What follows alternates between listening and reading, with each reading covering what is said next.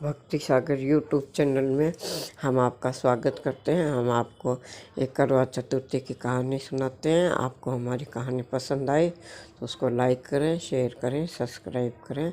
महिलाएं इस व्रत को सब महिलाएं करती हैं। तो आपको हम आज कहानी सुनाने जा रहे हैं। पुराने ज़माने में रेलगाड़ी वगैरह नहीं होती थी, इसलिए कोई भी सफ़र करता था तब वो पैदल यात्रा करते थे। तो ऐसे करके एक साहूकार का बेटा है, वो भी देश दिशावर में गया हुआ था। तो फिर वो 12 साल हो गए, उसको घर पे आया ही नहीं था। तो फिर उसने कहा कि भाई, उसको रोज़ स्वप्न आता कि भाई मुझे घर जाना चाहिए। तो उसने कहा ठीक है भाई। तो वो अपने सेठ से अपनी तनख्वाह वगैरह ले करके चला और उसने कहा कि मैं अपने घर को जाता हूँ। तो घर पे गया तो वो चलते चलते थक गया। तो वहाँ जहाँ वो ठहरा और उसने रात को विश्राम किया, उसी जगह सांप और सपनी रहते थे। सांप की बम्बियाँ थी, उसने वहाँ बैठा था। तो सांप और सपनी उनमें वो आपस में बहुत प्रेम से रह रहे थे। एक बार एक सांप को किसी काम से बाहर जाने का अवसर मौका पड़ा बाहर जाने का। तो उसने बोला कि भाई मैं बाहर जा रहा हूँ, मुझे जाना ज़रूरी है। तो वो सपनी है तो बोली कि नहीं आप चले जाओगे तो मेरा मन नहीं लगेगा, ये वो ऐसे करके बहुत नाटक किए, बहुत नखरे किए, रोना शुरू किया। तो उस सांप ने करा कि भाई ठीक है, तो मैं तुम्हें ना ये लक्ष्मण रेखा बना देता हूँ, तुम इसके बाहर तुम नहीं जाओगे और कोई भी इस रेखा के अंदर नहीं घुसेगा। तो तुम चिंता मत करो, मैं 2 दिन में वापस आ जाऊँगा।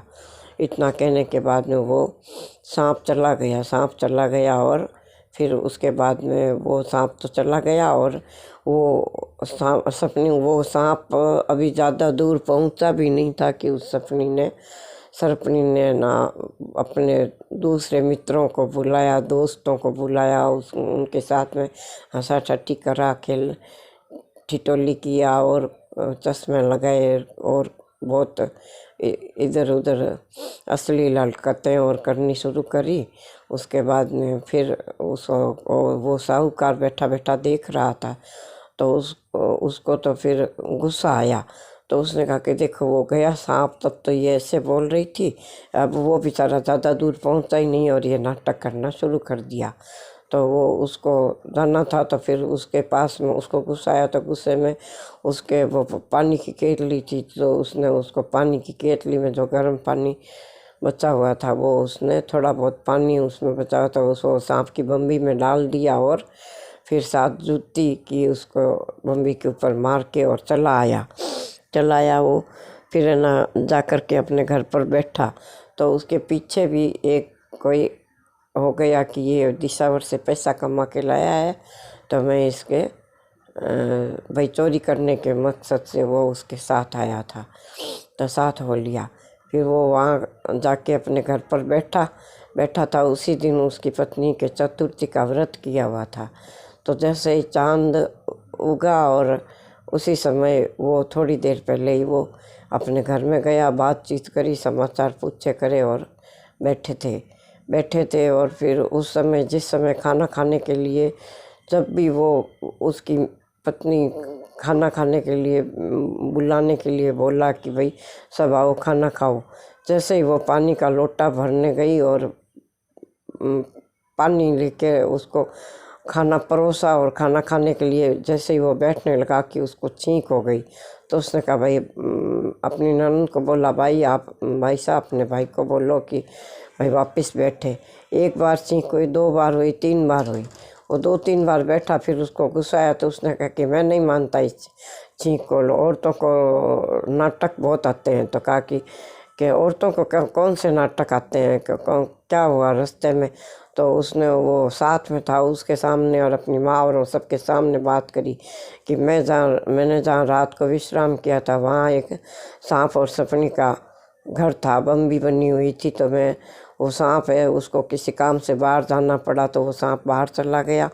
बाहर गया तो वो सपने उसके आगे कितनी रोई और नाटक किए, खूब उसको अपना प्यार जताया किया। उसके बाद में वो थोड़ी सी दूर पहुंचा ही नहीं था, उसने गांव से बाहर भी नहीं निकल पाया। इतने में उसने वो लक्ष्मण रेखा हटा दी और अपने मित्रों को बुला के ले आई। उनके साथ ताश खेले, पत्ते खेले और पान खाया और कुल्ला किया, का हंसी ठिठोली करी और बहुत अश्लील हरकतें उसके साथ में की। तो मेरे को तो गुस्सा आया उसके ऊपर। तो मैं तना होके मैं मेरे जो केतली में गर्म पानी था थोड़ा सा बचा हुआ वो तो उसके ऊपर डाल दिया और फिर मैं वो करके और मैं मेरे वापस आ गया। इतने में मुझे तो गुस्सा आया था तो मैं तो ऐसा करके आ गया। फिर वो सांप ने वो सारी बात सुनी। पहले वो सांप 2 दिन से पहले वहाँ आया और उसने कहा कि भाई क्या बात हुई है रानी जी, क्यों नाराज़ क्यों? तो उसने कहा कि आप यहाँ साहूकार का बेटा रात पर ले रहा था, रात बसा तो मैं उसने मेरे साथ ऐसा किया, जलता हुआ पानी डाल के चला गया और मेरे को परेशान करके गया। आप जाके उसको डसोगे तो ही मैं खाना अन्न पानी ग्रहण करूँगी, नहीं तो नहीं करूँगी। बाल बिखर के विकराल होके बैठी हुई थी।